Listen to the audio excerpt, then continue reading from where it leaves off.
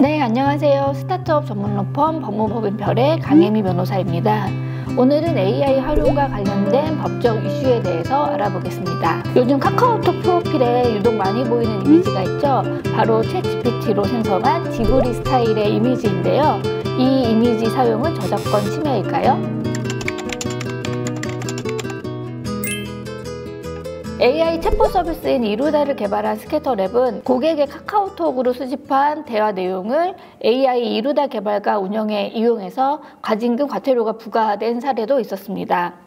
최근 SBS 등 지상파 3사가 방송사 기사를 AI 학습에 무단 활용한 네이버를 상대로 저작권 침해 및 부정경제방지법 위반으로 손해배상 청구 소송을 제기한 사례도 있습니다. 이렇게 AI 사용과 관련해서 법적 분쟁이 계속 이어지고 있는데요.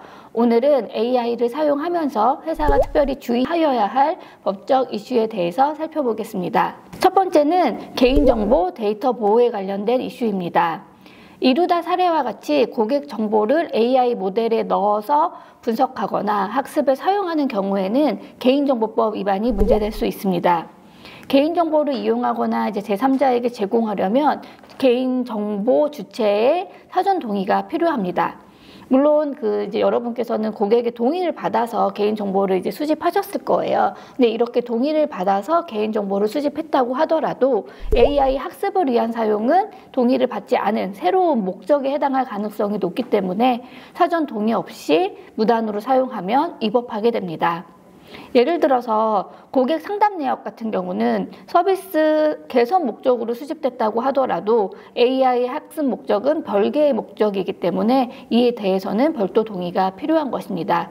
이 부분 때문에 이루다가 개인정보법 위반으로 과징금 과태료를 크게 물게 됐었죠. 그러면 익명화 처리해서 가명 정보라고 해서 기존 고객 데이터를 가명 처리, 그러니까 뭔가 식별하지 않도록 가명 정보로 처리를 해서 이용하는 거는 괜찮냐라고 많은 문의가 있을 수 있는데요. 이렇게 익명화를 하더라도 기술적으로나 재식별이 가능하다면, 그러니까 재식별 가능성이 존재한다면 여전히 개인정보에 해당할 수 있습니다.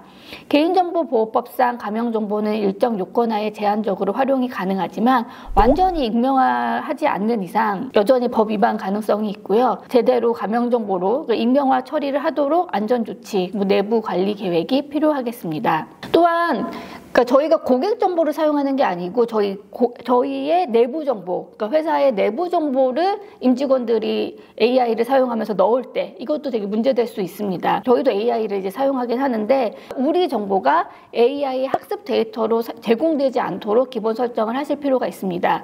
예를 들어서 챗GPT 같은 경우에는 그 설정에서 사용자 데이터 학습 비활성화 설정이 가능하거든요. 그래서 우리 정보가 데이터 학습이 이용되지 않도록 설정하시는 것을 추천드립니다. 그리고 더 회사 입장에서 정말 중요한 거는요.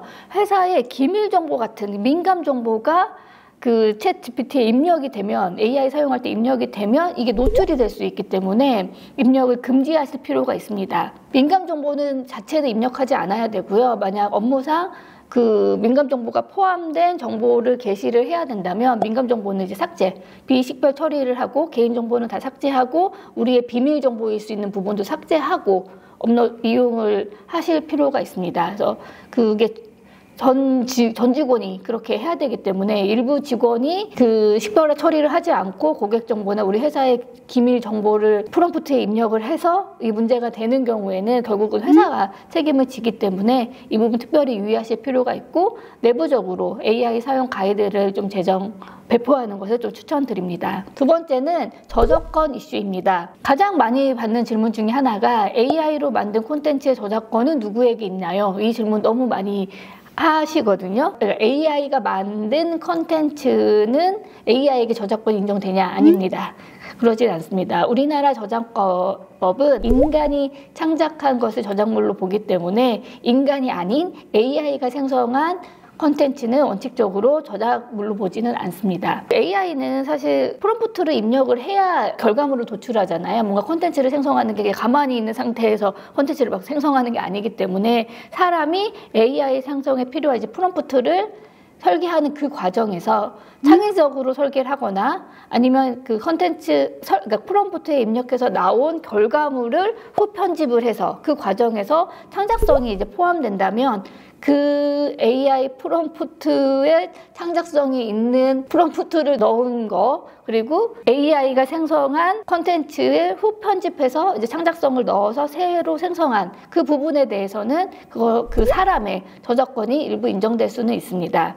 여기서 중요한 거는 이용자가 그 산출물 전체에 대해서 저작권이 귀속된다는 건 아니고요.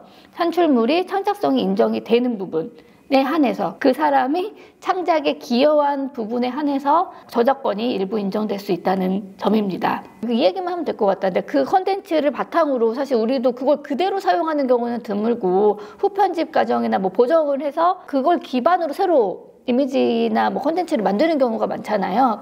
그러니까 그 기본의 AI가 만들어낸 결과물에 사람이 그걸 뭐 재편집하고 일부 내용을 추가하고 이런 과정에서 그게 창작성이 인정된다면 그 부분에 대해서는 그 사람의 저작권이 인정될 수 있다는 거로 보면 될 것 같아요. 저희도 AI 기반으로 업무를 할 때 거기다 이제 다 재편집하고 새로 내용 넣고 해서 우리의 그 새로운 창작물을 만들잖아요. 그러면 이제 우리의 저작권으로 인정이 되는 거죠.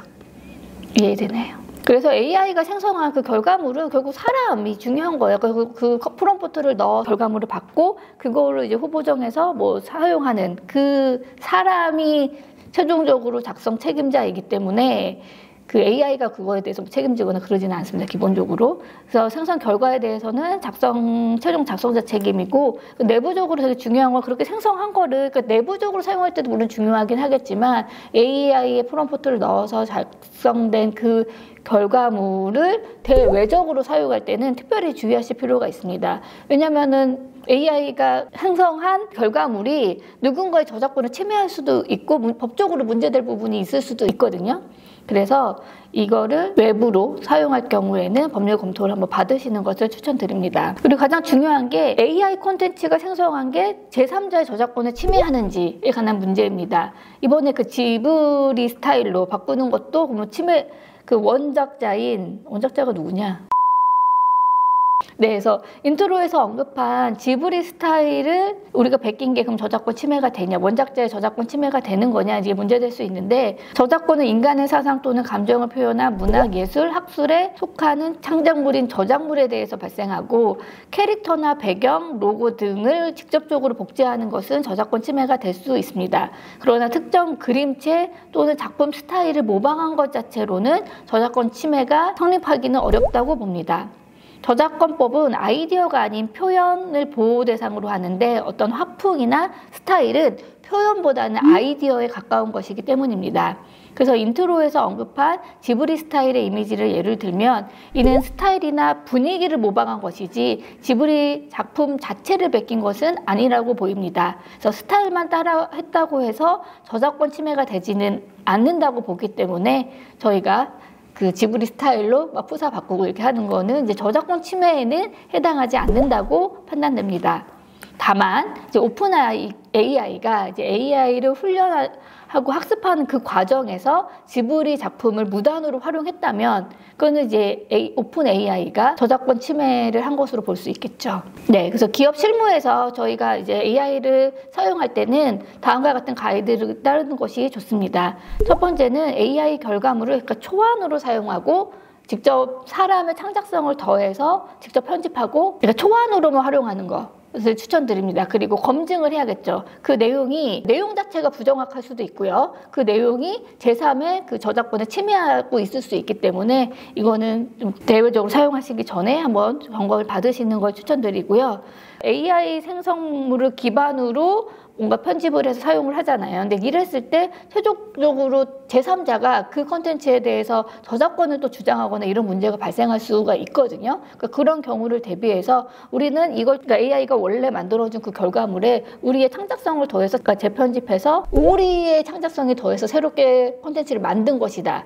그 과정을 입증할 수 있도록 증거 자료를 또 확보해 두시는 것도 하나의 팁으로 전달드립니다. 그래서 그동안은 AI 사용과 관련해서 우리나라에 법이 없었습니다. 그래서 그냥 해석에 의존해서 많이 판단을 했었는데요. AI 기본법이 제정이 됐고요. 1년의 유예 기간을 두고 2026년 1월부터 정식으로 시행이 될 예정입니다. 그래서 AI 기본법 내용은 되게 방대한데요. 우리 스타트업 운영하는 대표님 입장에서 이제 중요한 거는 인공지능 사업자에게 구체적인 의무를, 이제 책임을 부과한 조항들을 이제 주의 깊게 보실 필요가 있습니다. 투명성을 확보할 의무, 안전성 확보할 의무, 서비스 제공 시 AI를 사용했다는 것을 고지해야 하는 의무, 이런 의무 사항들을 정하고 있고, 이제 디테일한 거는 시행령이 나오면 저도 정리해서 공유 드리겠습니다. 중요한 거는 AI 기본법에서 AI를 사용함에 있어서 사업자에게 의무를 부과하고 있고, 이제 그거를 이행을 해야 되는 점을 챙기실 필요가 있습니다. 그래서 이런 내용이 있다는 걸 좀 알려드리고, 그래서 AI 기본법에 대해서는 세부 내용이 나오면 저희가 다시 한번 영상을 통해서 소개드리도록 하겠습니다. 오늘 살펴본 것처럼 AI가 사실 되게 우리의 업무를 편하게 도와주는 건 맞지만 그에 따르는 법적 이슈들도 많기 때문에 사용할 때 특별히 유의하실 필요가 있습니다. 특히 개인정보 관련된 부분이랑 저작권 관련된 거는 반드시 주의해야 될 부분이기 때문에 꼭 챙기시길 바라고요. 곧 시행될 AI 기본법도 미리 준비하실 필요가 있겠습니다. 그래서 제가 마지막으로 드리고 싶은 말씀은 AI가 되게 편하게 해주는 건 맞지만 분명한 한계가 있습니다. 특히 법률 관련해서는 저는 정말 주의할 필요가 있다고 생각해요. 저희도 사실 업무 관련해서 사용을 하고 있지만 정확성이 떨어지는 경우가 상당히 많거든요. 근데 저희는 이제 전문가니까 보면 이게 부정확하다는 거를 알 수 있고 저희도 다 체크를 합니다. 이게 맞는지 안 맞는지. 가끔씩 없는 법을 막 읽는 것처럼 조항이 잘못되거나 뭐 내용이 잘못된 경우도 많기 때문에 설령 점점 기술이 발전되면서 정확도는 높아지겠지만 설령 정확도가 높다고 하더라도 그거에 대해서 AI가 책임을 져주는 건 아니기 때문에 특히 법률이나 뭐 회계나 이런 전문 분야에 있어서는 전문가의 확인을 사전에 받으시면 좋을 것 같아요. 요즘에는 진짜 AI로 계약서 초안을 작성해갖고 검토해달라고 하시는 분들도 있는데 사용할 수 없어요. 그러니까 그거를 그냥 저희가 새로 작성하는 게 훨씬 시간과 비용이 더 덜 드는 경우도 많거든요. 그래서 AI는 도구일 뿐 AI가 모든 걸 책임져 주진 않기 때문에 법적인 이슈, 특히 이런 전문적인 영역에 있어서는 전문 변호사의 검토를 꼭 받으시길 바라고요. 네, AI를 잘 사용하면은 되게 유용하지만 또 잘못 사용한 경우에는 독이 될 수 있기 때문에 우리 대표님들 지금 AI 활용 관련해서 좀 내부 가이드라인이나 AI가 검토한 내용에 대해서 외부 전문가에게 확인을 받는 거 이런 것들을 하심으로써 AI를 좀 안전하게 사용하시면 좋을 것 같습니다.